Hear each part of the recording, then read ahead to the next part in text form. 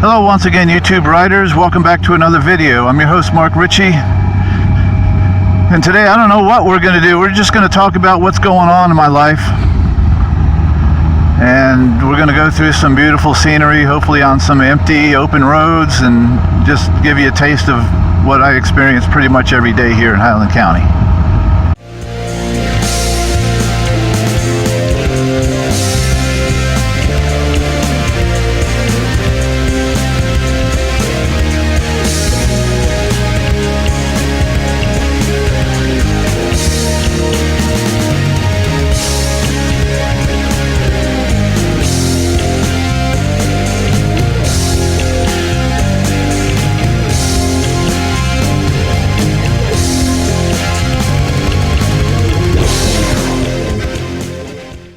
Welcome to Allegheny Motorcycle Adventures. Ride if you were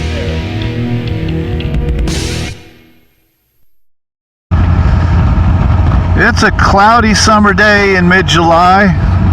We're rolling on 250 west through McDowell, Virginia. I see one bogey ahead about half a mile or so. Hopefully they're not Bogarts. But you never know. The average age out here is over 60, and I'm one of them. But I just don't feel like it yet. So today we're gonna, I know I want to keep this stuff light and entertaining and informative. I want to do it like I was watching a video, is what I would consider myself a seasoned rider would want to watch. So I want to be informed. I want to watch riders that have some beneficial, useful stuff going on. You know, because I like to get inspired and I like to see cool places, cool roads, cool bikes, and all that stuff. And I want to kind of mimic that on my own channel. But at the same time, I feel I'm being tugged in a different direction just because life, specifically my life, has gotten in the way of things that would ordinarily be free from all of that. So with that framework in place,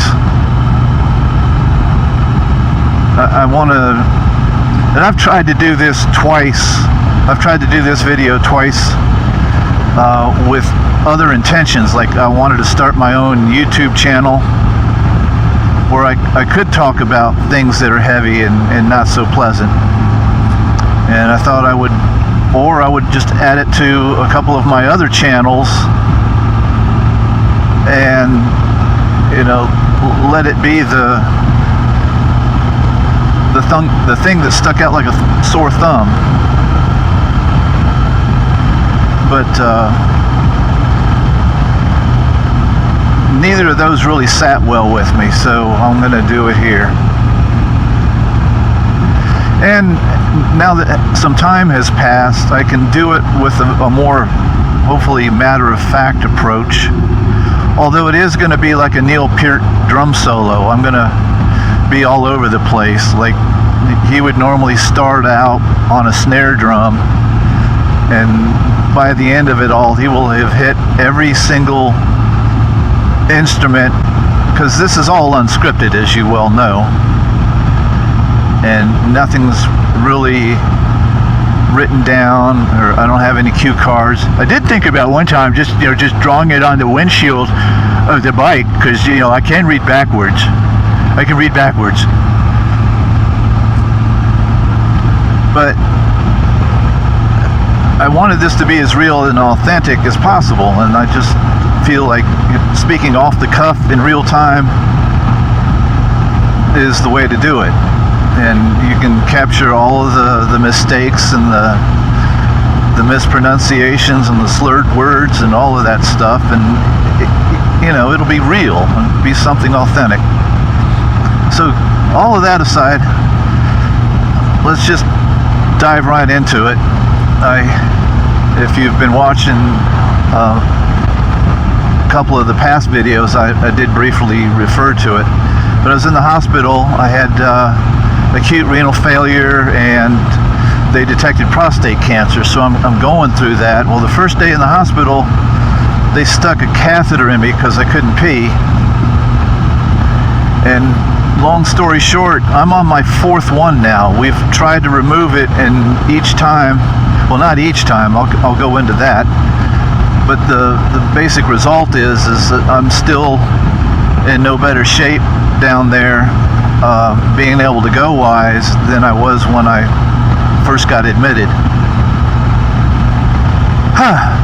So I got it taken out the first time just on the doctor's whim that I should be able to go by now.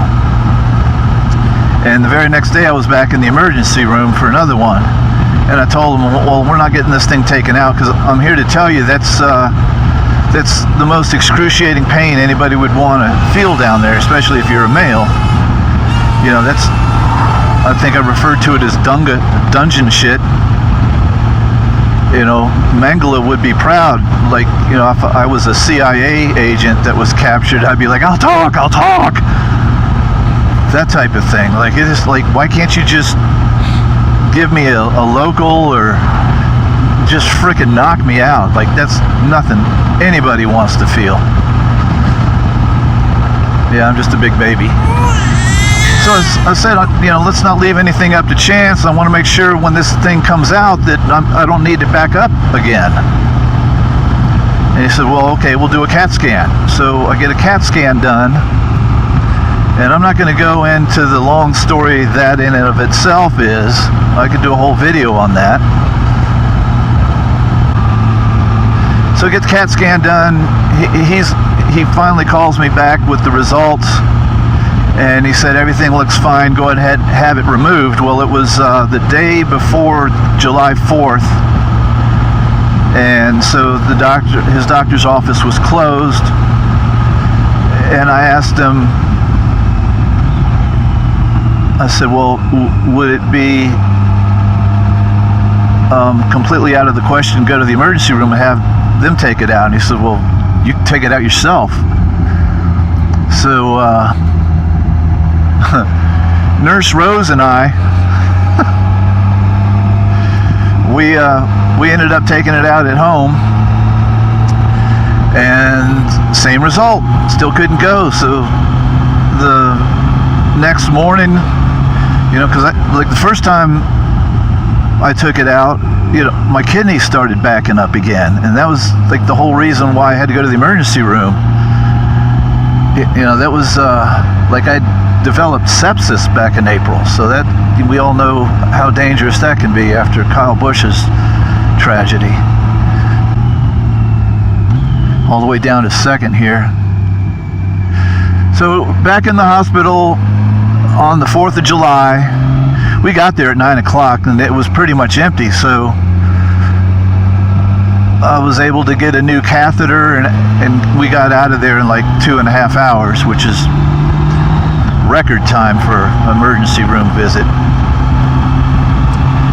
And when I got home, I'd noticed there was some slack from the patch that they put on your leg to hold the tube steady, and my junk, which wasn't there before when they put it in. And I felt this painful sensation that stuff was trying to get out but couldn't, and the bag wasn't filling. And I texted my doctor and I told him what the situation was. He says, well, you know, the slack isn't really that abnormal, but just make sure you still have drainage. And I waited a couple hours, and there was nothing new in the bag. And so we went back to the hospital. Well, you know, that's a story in and of itself. I could do a whole video on the ride during the severe thunderstorm with downed trees that took an ordinary hour ride over an hour and 45 minutes on pins and needles, because I'm like just hanging because I don't want my kidneys to get infected again. So we finally get to the hospital. The doctor, I go over the spiel with him. The doctor tells me, he says, well, we're going to try and flush it out, flush out the blockage. So the nurse comes in with this syringe full of a solution. I'll just refer to it as Drano. And this syringe is the size of one that I use to change my rear end oil. I'm surprised it's not Florida tags.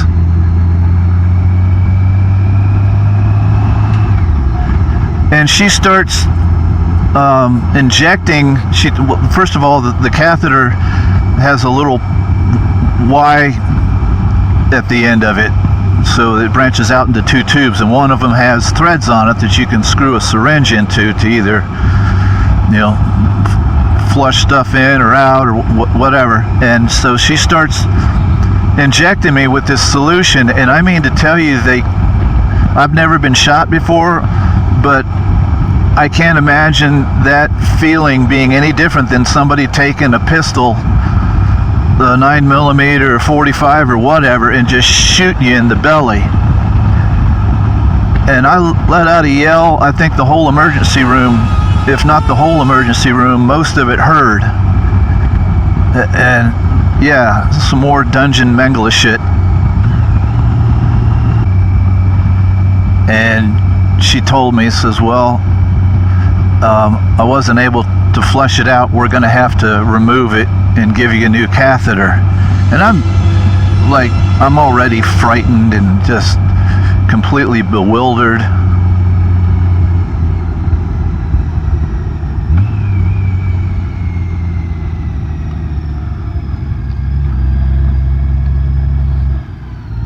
Oh, poor horse.